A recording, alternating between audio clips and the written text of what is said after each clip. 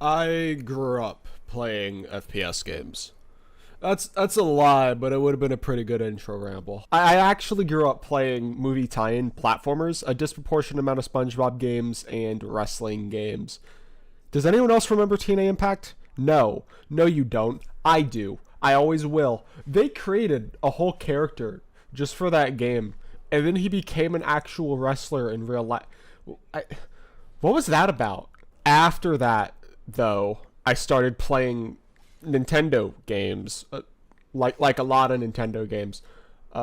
Mario Party, Mario Kart, Smash Bros, Pikmin, uh, actual Mario games. Never really played much of Legend of Zelda, though. I played Skyward Sword for like the first fifth of the game. I got really bored, and I pretty sure I sold my Wii. Like all those consoles actually are sold and gone now because I turned into an Xbox boy, and I thought that was my life now. Not my finest moment. Left 4 Dead turned into Call of Duty, turned into Orange Box Team Fortress 2, which turned into PC TF2. To this day, TF2 is one of my favorite games of all time, and hands down at least my favorite multiplayer game. Thousands of hours of my life were spent pub stomping. As the most movement oriented class, you probably saw this coming. The spy.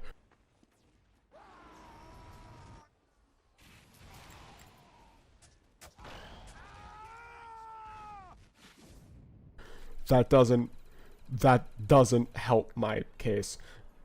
FPS games were my bread and butter for a long time, but I found myself not really enjoying them anymore. The genre has become insanely derivative, cookie cutter, brain dead, boring waste of time for me. I've played a few movement shooters, which I think are the last holdout, but most indie ones, at least of the making of this video, are not finished. I liked Ultra Kill enough, even if it's more of an action game than an FPS game. Unchained was fun, but I'll hold out until it's more than just a demo.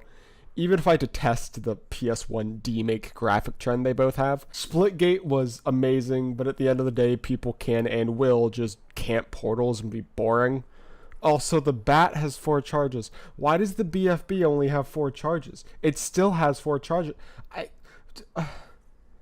Only 2 FPS games have come close to me genuinely enjoying them recently. One being Doom Eternal. You guys saw this one coming. I made the mistake of playing on Hurt Me Plenty, which is like the equivalent of normal difficulty. And I didn't really have much fun except for the Slayer gates and a bit of the end game. I think if I played on Nightmare or something, I would have enjoyed it way more. I'm not one of those difficulty equals enjoyment lunatics. I think that line of thinking is asinine. Sometimes I just like chilling out and enjoying myself, but games as action-packed as movement shooters do benefit from added difficulty and adrenaline that said difficulty gives. I really need to give Eternal another shot one of these days. The other FPS game I liked a lot was TF2. No, we talked about that one. No, that one. Yeah, that. I made the TF2 joke. That's, you can laugh now. I don't care. I got into Titanfall 2 during the big period where it was like free. Late April, early May of 2021. It was genuinely some of the most fun I've had in a game, I think, ever. Like, I get in this state when I really enjoy games where I just start like maniacally cackling. That sounds weird, but I don't know how else to explain it. Like, the feeling that I get from stimming and then running into like 3 people with an R99 and just gunning them all down, or getting an EPG and like going halfway across Angel City and just sniping someone with an energy propelled grenade launcher.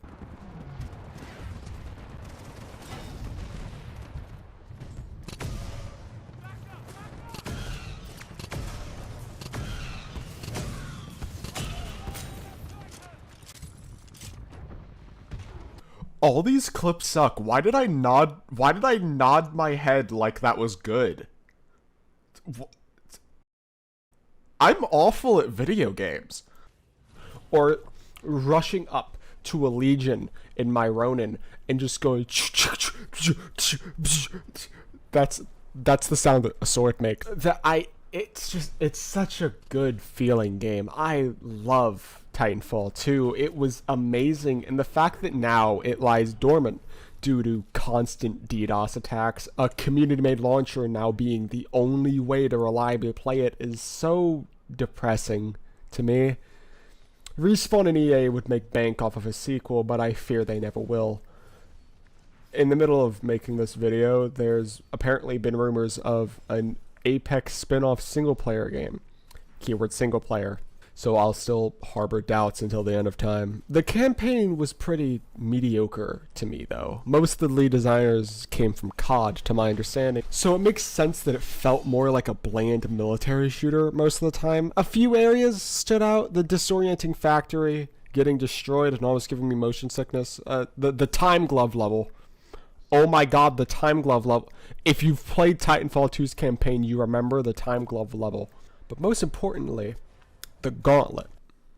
The gauntlet wasn't exactly a level. It was a timed learner course at the end of the tutorial, but I spent a decent chunk of time here. I'm not exactly a speedrunner. Speedrunning has never appealed to me, but my ADHD brain has always loved time trials. I got every platinum relic in Crash 1. I platinum relic Stormy Ascent. I got all of the achievements in Hotline Miami 1 and 2, which gave me a dopamine high I still ride to this day.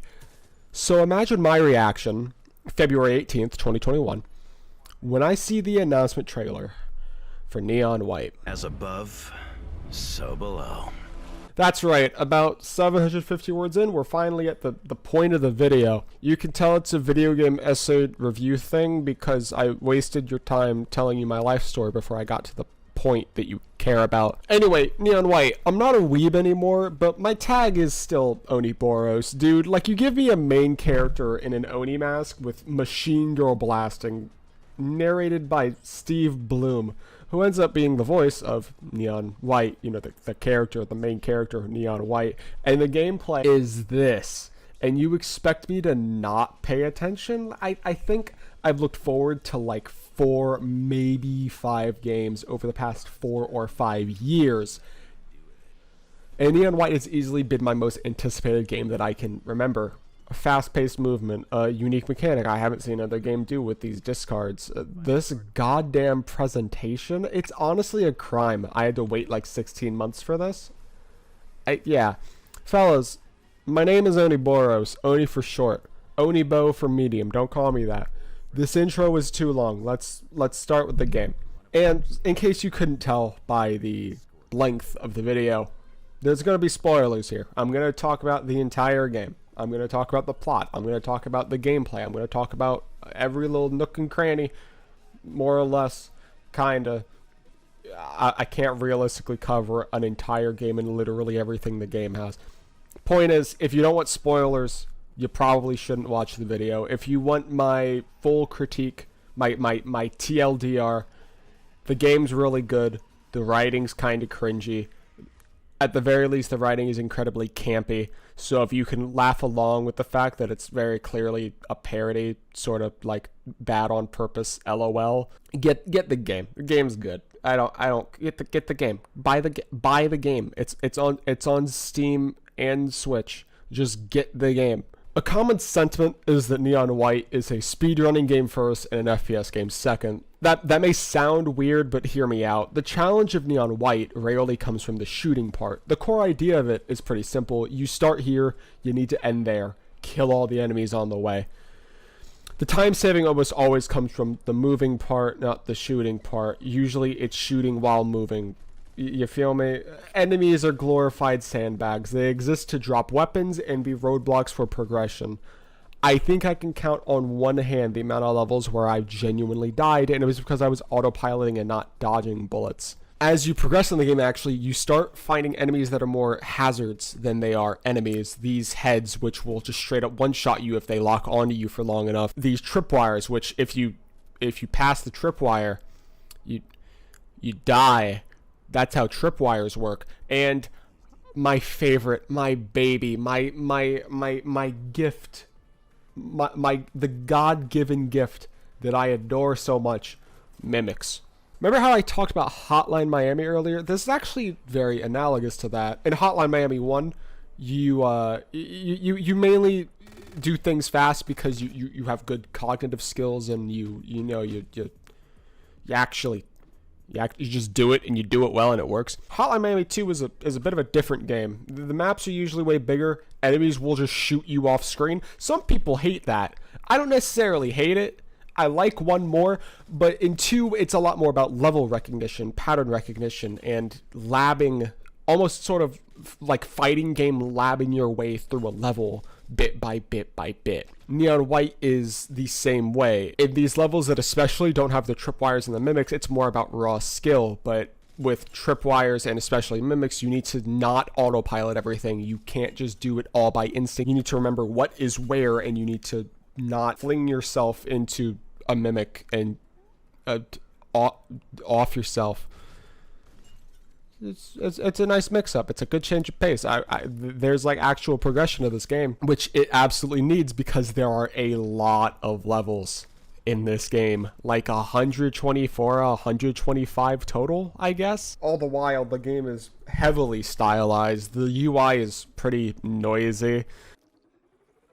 1989, as above, so below. Neon White, a professional killer in his past life, saved from eternal punishment. White gambles with his humanity. Who deserves a place in heaven? Sin, identity, sin, I can't do this. Why is the HUD this big?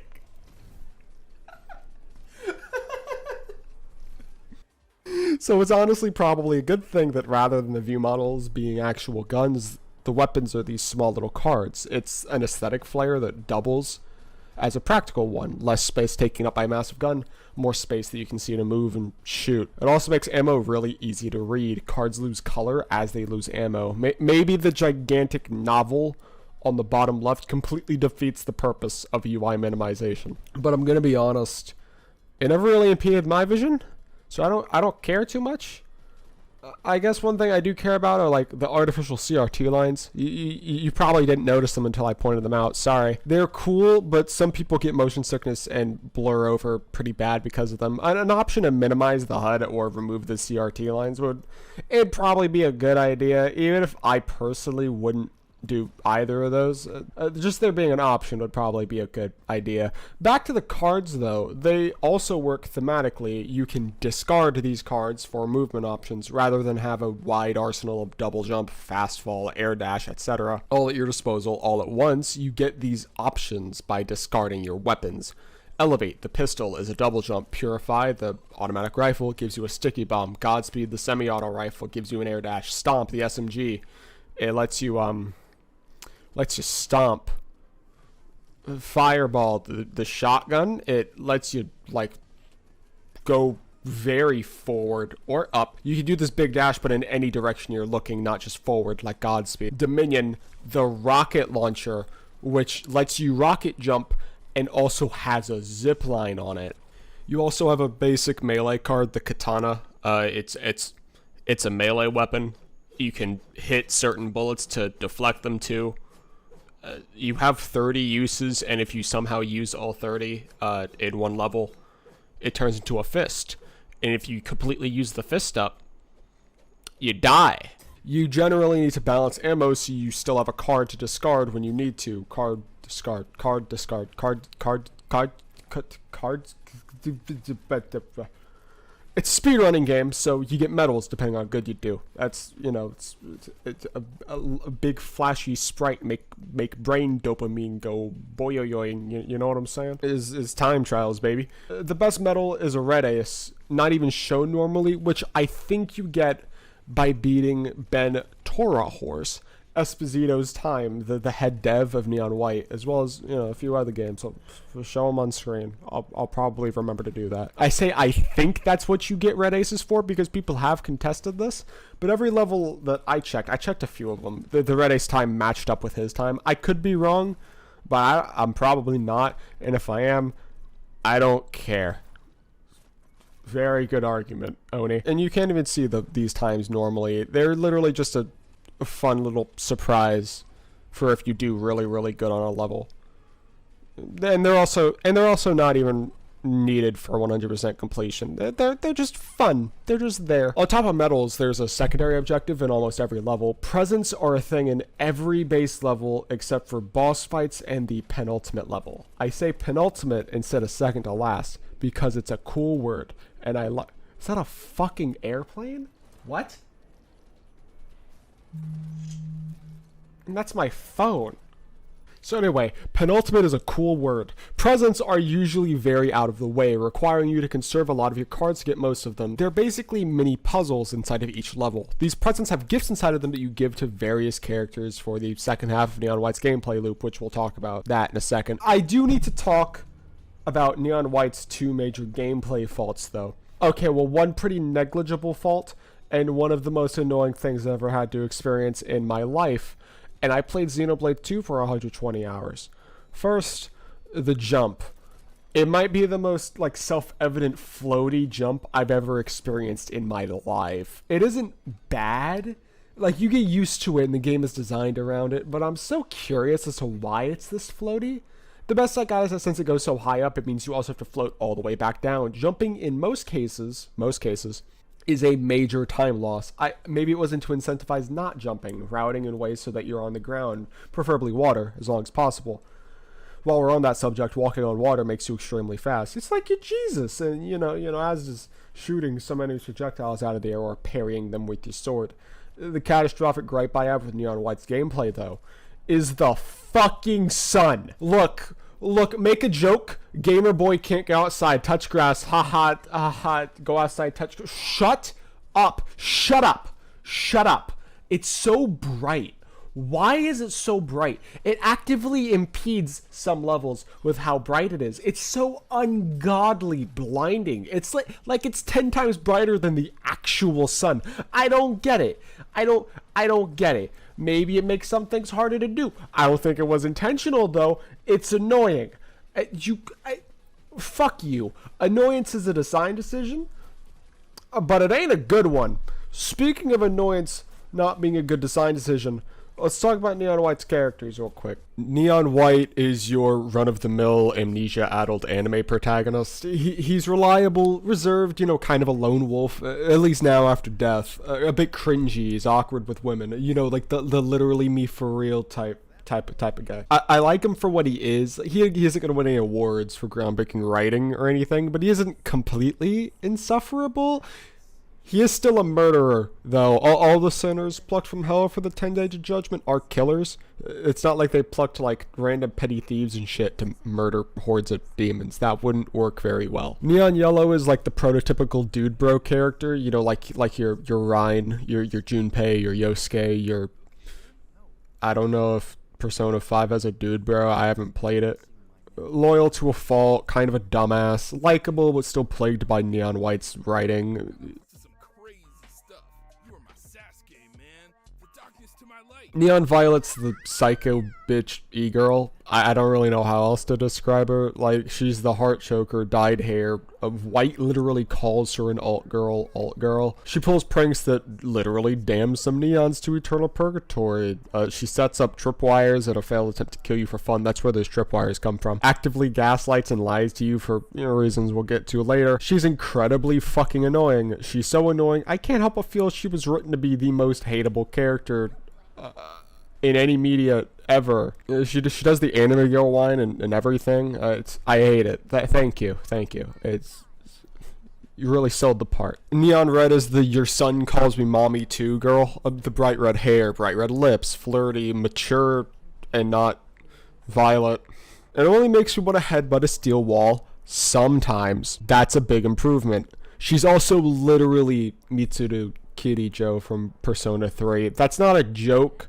The Neon White Twitter account talked about it. She looks like this.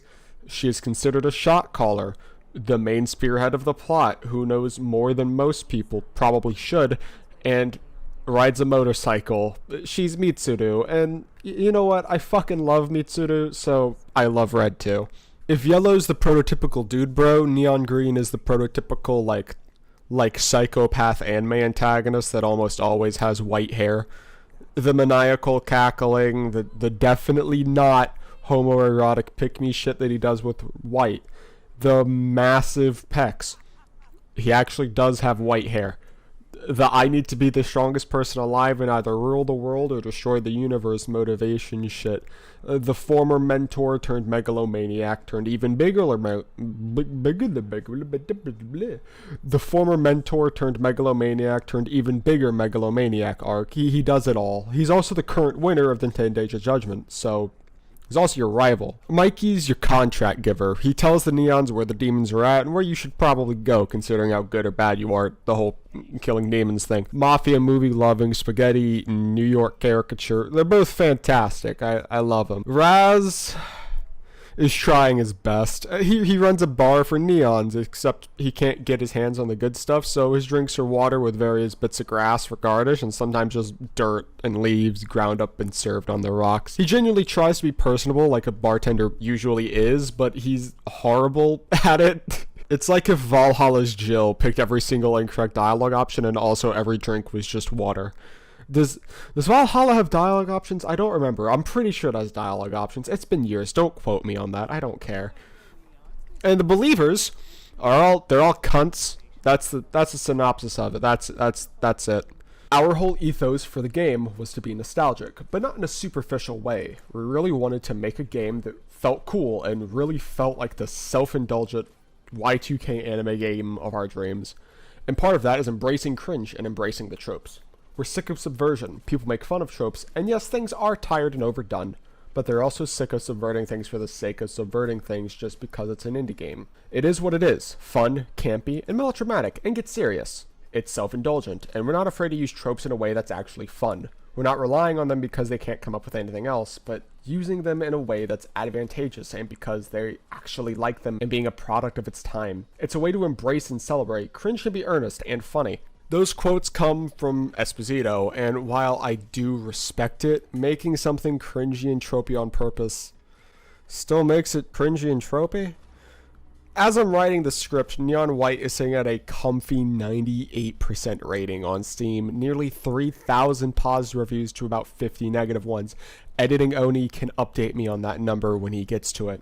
People love this game, but every single negative review, I'm not joking, basically every single one I saw went along the lines of the gameplay is frenetic, it's adrenalizing, heart pumping, amazing, but every time Neon Violet opened her mouth, I wanted to deep throat a Glock.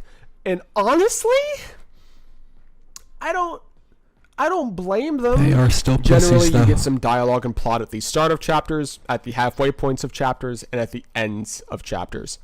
The story is by no means Neon White's focal point, and I think giving the entire game a negative score because of it is, I think it's stupid. But a lot of people will remember Neon White as the cringe anime game where the bunny mouse girl sung Black Parade, and not as the fun speedrunner movement shooter that it is. I should point out that I absolutely adore MCR. I'm not hating on it at all, but you get my point. Just because something's bad seemingly on purpose doesn't mean it isn't still bad. Not at all. Some lines are genuinely funny, and a few more are so bad they're good. It isn't all trash, it just mostly is, especially at the start. The game absolutely gets better as it goes on. Like, it reminds me a lot of Undertale's genocide route being boring on purpose for 90% of it to drive home the point that murder is bad. I didn't like it there, I don't like it here. Now that I mentioned not liking Undertale, I can put it in the tags. That was the whole point. Don't care. Anyway, the plot. You are a sinner plucked from hell and brought to heaven to deal with an annual demon invasion. You are designated a neon and get a mask strapped to you with an explosive that will detonate if you take it off. You've lost your memory for the most part. Everything's kinda hazy, and you compete in a tournament to deal with the aforementioned demon invasion. Yeah, it's a shonen tournament arc. The only good part of any shonen. I don't watch shonen, I'm just making things up. I don't really have any bearing on this. Your names, faces, and memories flashing back before you bit by bit. The one who kills the most demons the fastest in 10 days gets to stay in heaven for a year until the next demon invasion and the tournament starts over. So even winning doesn't guarantee a permanent spot in eternal bliss. The winner for the past at least few years is Neon Green.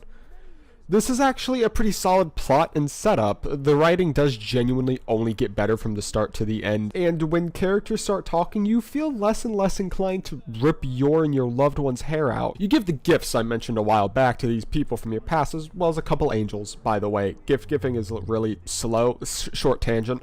You can only give one gift at a time, and you can burn literal minutes giving everyone their gifts. Why can't you just give them all at once at the end of a chapter? Like, it's really annoying.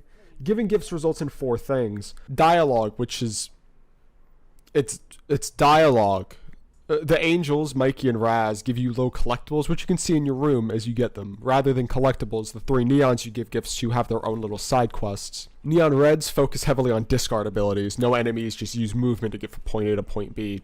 Ideally fast, because it's a speedrunning game. Neon yellows are the opposite. Discard abilities are straight up banned. You can't use them. You don't have to kill all the enemies in any of the 3 side quests, but you need to go from point A to point B without relying on advanced movement. Yellows shows this off the most. Neon violets are a different beast entirely. Self-described rigged sadistic obstacle courses. There are enemies and discard abilities, but it's more about understanding the gimmick set in front of you and winning. From spiked areas to bullshit lasers to timed saw death traps to the elevator.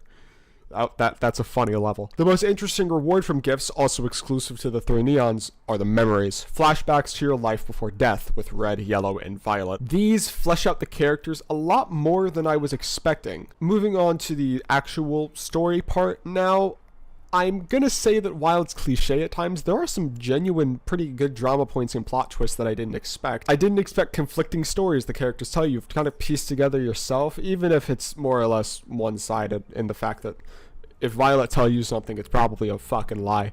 I didn't expect character death, especially as early as it happens, or betrayal. No, maybe I expected betrayal. There's only one winner in the 10 Days of Judgment, but I guess I didn't expect it the way it happened. I get the game takes place in heaven, but I also didn't expect, and this is going to sound pretentious and stupid, and it's nowhere near as deep as I'm explaining it, but I didn't expect actual like biblical themes. Like I thought it was just gonna be a cool backdrop, you know. It's cool. Neon White exceeded my expectations in a story while still remaining incredibly campy and did not take itself seriously at all. It's a lot like Doom Eternal in that way. It's the story, not the gameplay. Neon Eternal, holy shit. Doom Eternal deals with the world ending, demons overtaking Earth to restart some cycle or something. I don't remember 2016. I didn't like it too much, so Eternal was always just kind of everywhere for me. You know what? It's a very similar thing with everything ending. The universe, God's domain, like everything. There's 2 books in Neon White's story. Your name gets written in the Book of Life if you sought forgiveness from those you'd wronged and extended forgiveness to those who'd wronged you. And you pass peacefully, like you turn the other cheek type shit. Maybe you go to heaven proper. It's never explicitly stated. Your name gets written in the Book of Death otherwise, and you're damned. I think it's actually implied you get reincarnated, or maybe it's that you get reincarnated if your name is written in neither. I don't know. Point is, Green wants to put the universe itself into the Book of Death. Like just wipe on it, just full wipe on existence. And the game still barely takes itself seriously into the last couple of chapters, but we're getting ahead of ourselves. Look, let's go back to life for a second. White, red, violet, yellow, and green were all part of a gang, kinda. Murder for hire, thieves, general criminals, making their way in a cruel world by any means necessary. Green was the leader of the group. White and red were the mainstays. White in particular was Green's sort of project. Violet was the rookie, the youngest of the group, a propensity for explosions and lockpicking, and had an inferiority complex that rivals mine back in grade school. Yellow kind of existed. I don't know, he was just kind of the funny guy. White and red also are explicitly lovers. By the way, a lot of people say that Neon White's a dating sim because you give gifts to people to further the plot. It's kind of obvious from chapter 3 or 4 onwards that they definitely were a thing, and Vi's just kind of flirty and also insane. I don't get you know what they say about sticking your dick in crazy. White ain't that stupid. He's just almost that stupid. Green plans a heist on Blue's mansion. Everyone's named after a color, and I don't know why. The guy he used to run with, who plot twist, stabbed him in the back. That's why he wants to rob him. No shit. Why did I write that? The double plot twist, though. Green was kind of a lunatic even before he got the makeshift halo thing from the Believers that makes people kind of go crazy. The heist goes south, first because it was a stupid idea, and secondly because Green explicitly gave Blue a heads up that it was going to happen. Blue dies when one of Blue's Blues Goons throws a grenade, go boom boom, mansion rubble go crash down, and he owie. You could tell I had to re-record this because this isn't scripted. I don't know how to speak normally. Violet herself dies in a suicide bomb, already bleeding out, to prevent going back to green empty-handed and to prevent guards from going further. Red dies in an ambush in the arms of White. Green's sword kills Blue. White dies with Red's body in his arms after shooting Green in the shoulder, but not stooping to his level and killing him. The homie got John Marston, is what I'm saying. Green probably dies a little after that. The entire heist was an abject failure from top to bottom to everyone but Green, but you don't get these memories unless you do the gifts. This is all optional. It's nice. One gripe I'll have about the memories is that they have little to no impact on the story. They never come up in conversation. You can never call anyone out on it when they're lying. Violet straight up lies about Yellow, his entire character, and the reason he died. Tells you he's untrustworthy, but not only does he fucking sacrifice himself to save you.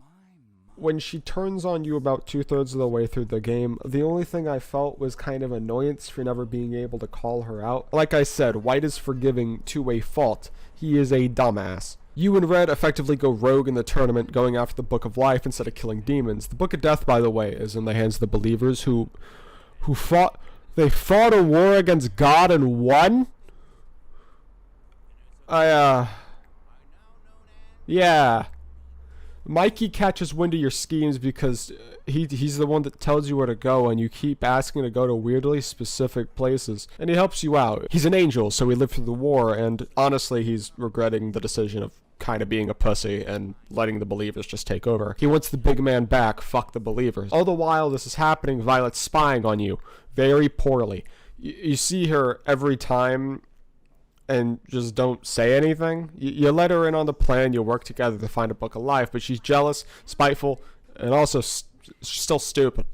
Jealous that White was always Green's pet project and she wasn't. Spiteful that she was always seen as a kid and never taken seriously by Green. And stupid because she's stupid. To the point where she's so desperate for his approval, the daddy issue lunatic that she is, that she stabs you in the back and almost damns the universe to end. You wake up after getting stabbed hearing God. That was a plot point, and he tells you to go to an abandoned temple in the sky to get the Book of Life. Violet beats you there because go fuck yourself. I don't actually know how she beat you there. You got like a god vision, and the only motherfuckers that knew it were you, Red, and Mikey. I don't know why she was there for. It's fine. So she's the one that gets the Book of Life instead, and after giving it to Green, not only does she get denied by him, he stabs her. It's a little bit of poetic irony there, which is kind of funny, but that means she wasn't a boss fight, and I wanted to kill her personally, so now I'm mad. She ends up suicide bombing herself again, so Green doesn't get the Book of Life, which scatters the pages across Shale to segue into the Is that a fucking siren? Dude, what the fuck? Why do I... This scatters the pages across Shale to segue into the penultimate chapter. I said penultimate again. Where you use the Book of Life itself to bounce off enemies and recollect all the pages. That's the Book of Life. That's the weapon I was talking about. To write in the books of life and death, you need what's referred to as the inkhorn, a fancy schmancy prep boy, big boy ballpoint pen. That's not what a prep is. What the fuck? Why did I swear to God, this script is like RNG. What am I talking about? I wrote this script like a few weeks ago, and I just kind of lost motivation to do the video, so now I'm actually finally doing the video again. I'm realizing I type like a crazy person. The location of the inkhorn is kind of hard to explain. It's outside of heaven, kind of. There's a hole in heaven, though, that Green intends to make bigger with a lot of masks. Oh yeah, the masks that explode because, you know, he's gonna blow a hole out of heaven. They're made out of like angel skin and soul juice. They explode because of some angel magic shit. Basically, he wants to throw a lot of the masks and a soul into the hole in the wall of heaven. He isn't gonna give up his soul. White's kind of a vessel of God who hears his voice in his head, so he probably shouldn't go. So the last option is for Red, who ends up sacrificing herself. Now it's just you and Green below heaven itself for one final fight. You win because it's a video game, and you don't lose the final fight in most video games. And if you collect all the gifts, see all the dialogue, all the memories, have closure with red and what's left of yellow and violet souls, are granted your first and last dialogue options. With green broken, bruised, bloodied, and battered before you, acorn in hand, that was a lot of bees. Do you write his name in the Book of Life or the Book of Death? It's very much a cut and dry bad to normal ending or true good ending. Considering I wasn't even expecting an option, I guess it's a nice treat for completionists. Choosing to damn him means that only yellow, violet, and red get written in the Book of Life, and you either get written in the Book of Death or omitted entirely. It's not explicitly shown. Choosing to forgive him means all of your names get put in the Book of Life, and additionally you get one last memory of a little party thrown right before the final heist. It's a cute little bow on things. There are 3 bosses in Neon White. They're all against Neon Green. Right after he kills Yellow, right before Violet kills herself, and the finale. All of these fights are actually really cool. They may be a little bit long, so some people could argue it kills the pace of the game itself, but I would heavily disagree. These fights in particular are some of the most optimizable levels in the game. Being able to skip entire phases of boss fights. You can see here in Clock Tower how you can use Purify to sticky jump off of Green himself up into the Clock Tower, and if you shoot him enough in the middle of his sort of vulnerability phases and do enough damage to him, you can straight up skip the final phase of the fight. In the 3rd temple boss fight, if you shoot him in midair while you're ziplining from point to point, you can skip the entire phase at the top of the church. I have optimized it to the point where I don't even touch the top of the temple. The final boss, I guess, is a little bit of a letdown. There's not really a way to optimize damage. It's probably the weakest of the 3 fights, but it's still enjoyable. There's a lot of really fast tech you can do to make the fight pretty quick, relatively. After you finish the game, and I assume do all the gifts for all the characters, you unlock Heaven and Hell rushes. Red, Yellow, and Violets are all of their side quest missions in a row. Whites is every single main game mission except for the penultimate chase with Red. I used that a 3rd time in a row. Mikey's is the same thing, but every single weapon card except for the Book of Life pages are Dominion cards. You know, the zipline rocket launcher. Heaven rushes are straightforward. It's just to do them, no gimmicks. Hell rushes are much more interesting. Health is saved in between levels, so you have to be careful if you ever get hit. You can discard your normal katana card to get any card you want up to 3 times throughout the entire Hell rush, and most importantly, you only have 1 life. If you die, that's it. You restart. There's also a shuffle option on by default, so if you don't want to play through the first few chapters over and over again and bash your head into a wall, you can mix it up and play them all in a random order. Some people think White and Mikey's Hell rushes are a little excessive, and they are, but I don't really give a shit. The game's a speedrunning game first and foremost, and frankly demanded perfection less than it probably should have. Gold medals are so lenient, so I think having one final roadblock in the form of their Hell rushes is a cool thing to do. You aren't on a time limit in these rushes. You can take your time and be extra sure you never get hit. Just hope you don't smash your head into a mimic and end the entire thing. The katana discard mechanic in particular is really cool. If you're good enough, they don't become backups for when you mess up, but rather shortcut routes and time savers. Doing things like using a Dominion to skip entire levels to get better times. It's little optimizations like that that make Hell rushes really cool to me. Although I will fully admit, I still haven't done Whites or Mikey's. That shit's hard. And with that out of the way, I guess that's it. That's Neon White. The original working title for this video was Finding My Love for FPS Games Again with Neon White. I dropped it for 3 reasons. First of all, it sounded pretentious as shit, and while this is effectively a video game essay, long-form critique, whatever you want to call it, me rambling for almost an hour, I don't care. Despite it being that genre of video, I hate every video essayist that's ever lived, so I refuse to be like them. Second is because, frankly, that's way too long of a fucking YouTube title. But third and most importantly is because, I didn't necessarily find that love again. I like time trials. I liked optimizing things, at least sometimes. I like platformers, at least when they aren't 2D platformers. I still can't explain why I don't like 2D platformers. I guess it's brain rot. I don't know. Neon White is barely an FPS game. Hell, only 1 enemy moves in the entire game, excluding Green. Funnily enough, it's the green triple burst stomp guys. Green and Green are the only enemies that move. You get it? they jump, that's it. And even then it's set up for speedrun optimization. They always jump at the same time. It's predictable. There's actual thought put into them. Calling Neon White an FPS game is like calling games like Skyrim or Mirror's Edge FPS games. Like, yeah, sure, you can be in the first person, and yeah, you can shoot or hit things, but that doesn't really track. Mirror's Edge draws the clearest distinction to this. Playing Neon White actually made me go back and finally finish Mirror's Edge after playing the first 3 or 4 levels years and years ago, and now we're finishing it. Like, yeah, there are guns in Mirror's Edge, but the enemies basically don't exist. Mirror's Edge is a first-person platformer, much like Neon White. I may have grown up playing FPS games, but I don't need them to be my main form of entertainment anymore. I can like a vast array of games, and first-person shooters, or honestly, shooters in general, don't need to be my main bread and butter anymore. I can like traversing in games, I can like exploration, I can just relax and enjoy a good story. I can just relax and enjoy good characters. Except Violet. I want to kill Violet a 3rd time. I'm not good at goodbyes. That's the end of the video.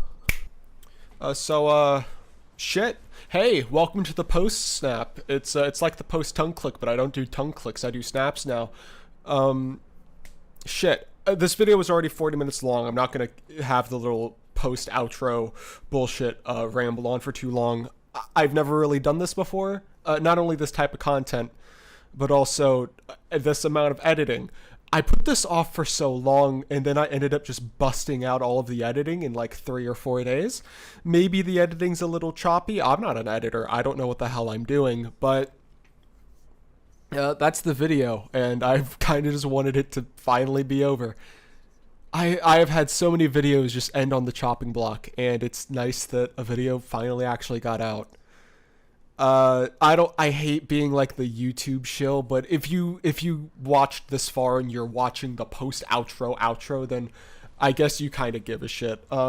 If you really liked the video, like the video. If you really like me as a content creator, subscribe to the channel. If you want the channel to not die in a hole, share the video. I don't know. If you, for some reason, if your friend group ever decides to talk about Neon White, you can bring up this YouTuber who like used to make awful videos and then unlisted them all and now made a 40-minute long manifesto on it for some reason.